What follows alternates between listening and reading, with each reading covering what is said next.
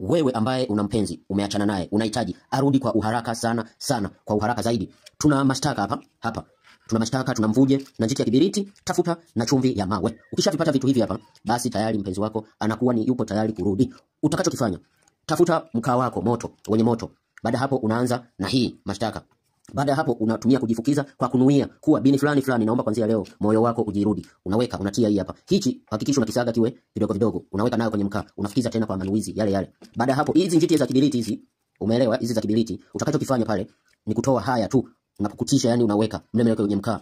Baada ya hapo kishamaliza, chumvi hakikisha iwe ya mwishoni. Chumvi ile ya mawe unadumbukiza nayo tena mle kwenye nani, kwenye mkaa wako. Baada ya hapo unaidumbukiza kwenye mkaa wako, unaenda kuoga.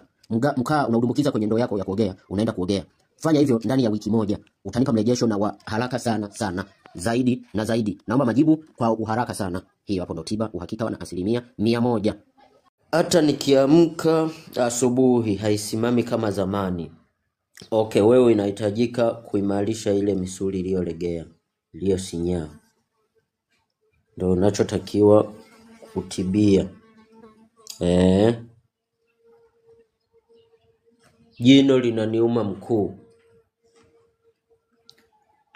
Dawa ya meno, una uwezo kusaga karafuu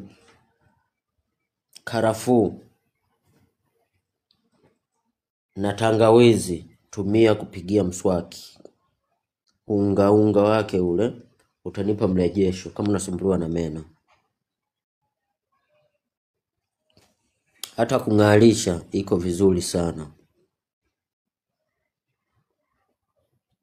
Sijai kufeli hata siku moja. Niambie kingine ambacho unasumbuliwa, nikusaidie dawa tiba, pone uhakika. Niko na miaka 5 toka nimeolewa, sijabahatika kupata mimba. Naomba dawa ya kusafisha mirija. Jamani, dawa hiyo hapo Faraja ya Mama ni kiboko sana kama unasumbuliwa na uzazi wa aina yoyote. Hii sio ya kizungu, ni ya kiasili ambayo nimeboresha moja kwa moja.